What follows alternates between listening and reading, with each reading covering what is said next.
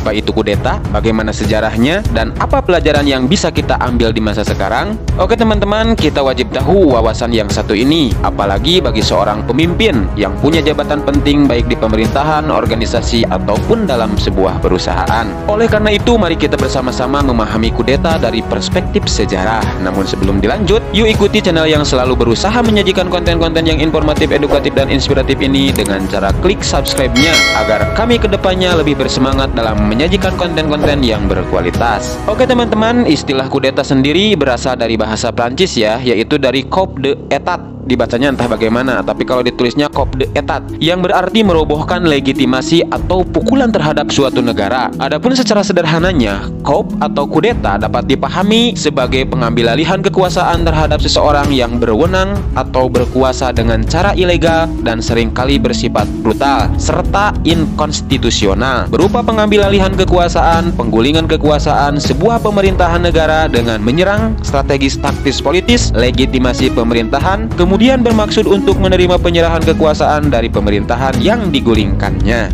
Aksi kudeta sendiri ada yang endingnya sukses sehingga tercatat dalam sejarah sebagai revolusi yang berani dan dramatis. Namun terkadang kudeta juga tidak selalu berakhir dengan manis, malah justru berujung sebuah kegagalan. Kudeta sendiri dapat kita klasifikasikan menjadi 3 kelas. Yang pertama ada yang disebut dengan kudeta sempalan. Kudeta ini dilakukan oleh sekelompok orang bersenjata yang tidak puas dengan kebijakan pemerintahan, kemudian mereka melakukan gerakan yang bertujuan menggulingkan pemerintahan lalu membentuk elit birokrasi baru. Yang kedua ada yang disebut dengan kudeta wali, di mana kudeta ini dilakukan oleh sekelompok orang yang mendeklarasikan diri sebagai perwalian dalam rangka meningkatkan ketertiban umum, efisiensi, dan mengakhiri korupsi. Tindakan mereka bersifat sementara dan akan menyesuaikan dengan kebutuhan, seperti mengubah bentuk atau sistem pemerintahan dari sipil ke militer. Yang ketiga ada yang disebut dengan kudeta peto, dilakukan melalui partisipasi dan mobilisasi sosial dari sekelompok massa rakyat yang melakukan penekanan secara besar dan masif pada oposisi sipil. Adapun teknik kudeta yang biasa dilakukan diantaranya seperti keharusan untuk menjaga kerahasiaan agenda, menduduki organ sentral negara, dan terakhir baru kemudian pengambil alihan kekuasaan. Kalau dilihat dari sudut pandang nilai dan moral, kudeta sendiri ada yang menggulingkan kekuasaan yang baik oleh sekelompok orang yang haus dan rakus akan kekuasaan, ataupun sebaliknya, yaitu menggulingkan kekuasaan yang rakus, berlaku tidak adil, dan culas oleh sekelompok orang yang menginginkan perubahan ke arah yang lebih baik. Beberapa contoh peristiwa kudeta yang populer di dunia seperti transformasi politik rakyat Prancis yang epik ya, dan meruntuhkan sistem feodalisme, aristokrasi, dan monarki mutlak di negara tersebut, yang puncaknya melahirkan revolusi Prancis tahun 1789 sampai 1799, ataupun ketika Napoleon Bonaparte yang menjadi otak kudeta di Prancis yang dinamakan dengan kudeta 18 Brumaire,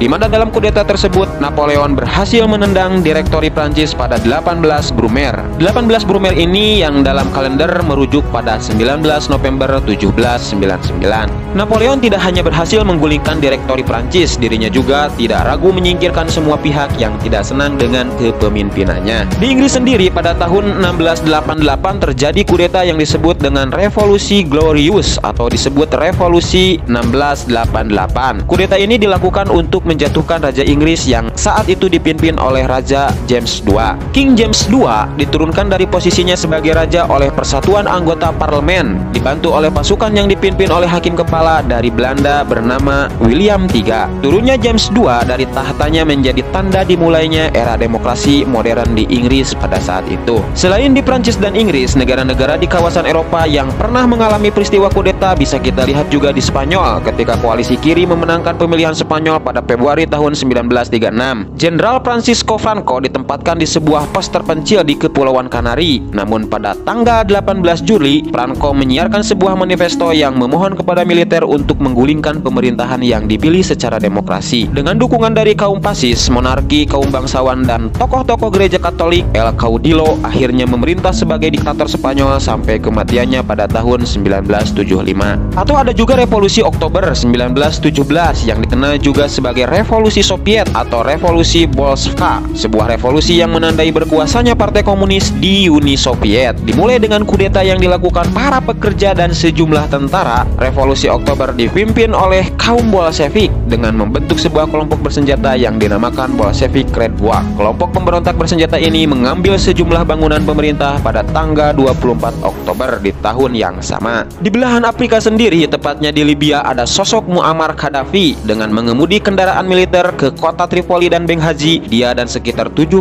rekan konspirator mengepung istana kerajaan dan gedung-gedung pemerintah penting lainnya, memutus komunikasi dan menangkap pejabat tinggi tertentu. Gaddafi memberitahu orang-orang sebangsanya bahwa rezim korup dan reaksioner telah digulingkan. Gaddafi juga menahan perbedaan pendapat dan terus-menerus bentrok dengan Amerika Serikat. Dia memerintah Libya selama 42 tahun sampai terbunuh dalam pemberontakan musim semi Arab tahun 2011. Kemudian ada juga kudeta di Malian pada 21 Maret tahun 2012. Kudeta ini dipelopori oleh salah satu tentara Malian yang diklaim ingin mengembalikan demokrasi di negara Mali. Kudeta di negara Afrika bagian barat itu dilakukan sebagai bentuk ketidakpuasan atas pemerintahan Presiden Amadou Toumani Touré. Pasukan pemberontak menyatakan bahwa mereka berhasil memaksa Presiden Amadou mundur setelah sempat sekian lama bersembunyi. Kemudian di belahan benua Amerika ada upaya kudeta di Venezuela tahun 1992. Upaya kudeta pertama terjadi pada Februari 1992 yang dipimpin oleh Hugo Chavez dengan moto Movimiento Bolivariano Revolucionario atau MBR 200. Di negara lain juga terjadi kudeta, yaitu di Guatemala pada tahun 1954, di mana sebuah operasi yang diluncurkan oleh Central Intelligence Agency atau CIA yang berhasil melengsarkan Presiden Guatemala yang terpilih secara demokratis, yaitu Jacobo Arbenz, dan mengakhiri revolusi Guatemala tahun 1944 sampai 1954. Kudeta yang diberi sandi operasi PBSUCCESS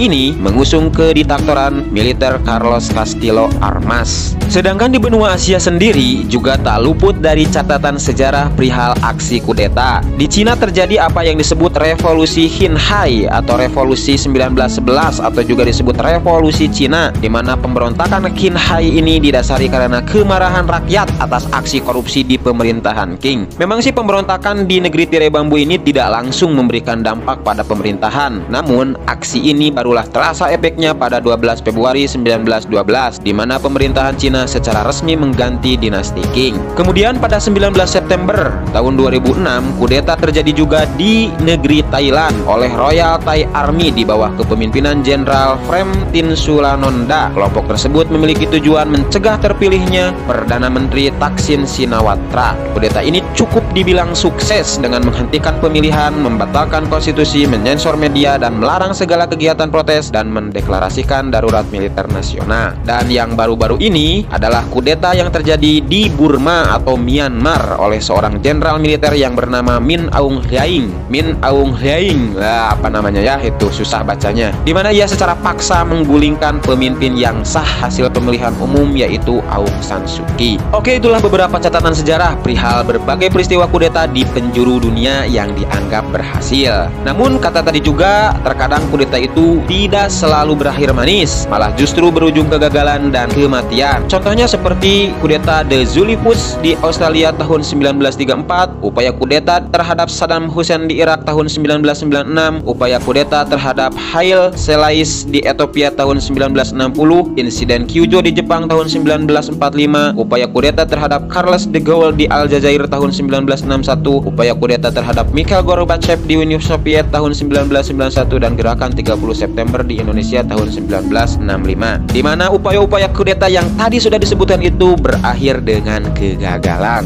Oke teman-teman, istilah kudeta sendiri tidak selalu ya tentang pengambil alihan kekuasaan suatu negara. Namun dalam arti yang luas, bisa juga usaha-usaha untuk menggulingkan sebuah kekuasaan yang lebih kecil cakupannya, seperti menggulingkan pemimpin partai politik yang sah dengan cara paksa, menggulingkan pemimpin organisasi ataupun pemimpin perusahaan dan yang lainnya. Kemudian jejak sejarah kudeta sendiri di Indonesia sudah lama kita kenal, mulai dari masa kerajaan yang bercorak Hindu-Buddha seperti usaha kudeta pada masa kerajaan Majapahit yang dilakukan oleh Wiraraja sebagai Mantri Mahawiradikara yang ditulis dalam Prasasti Kudadu tahun tahun 1294, atau kudeta yang akan dilakukan oleh Empu Tambi sebagai Rakyan Mapatih dan Empu Sora sebagai Rakyan Apatih di Daha, yang ditulis dalam prasasti Sukamtra tahun 1296, atau yang masyhur cerita Ken Arok ya, yang mengkudeta Tunggul Ametung, bahkan sampai memperistri-istri Tunggul Ametung, yang menjadi penanda berdirinya Kerajaan Singosari, dan banyak lagi cerita kudeta yang lainnya. Hal ini juga tak luput ketika masa kerajaan bercorak Islam di Indonesia, yang walaupun di masa ini lebih banyak campur tangan bangsa asing, khususnya penjajah dalam rangka politik pecah belah demi kepentingan mereka. Kemudian ketika Indonesia sudah merdeka, juga tak luput dari berbagai ancaman kudeta yang lebih diperhalus bahasanya dengan sebutan pemberontakan, seperti pemberontakan RMS, OPM, dan PRRI Permesta, atau juga peristiwa 3 Juli ya 1946 di bawah pimpinan Mayor Sudarsono. Kemudian kalau pengambil alihan kekuasaan dari Soekarno ke Soeharto dan penggulingan Soeharto di masa reformasi 1998, apakah itu bisa disebut kudeta?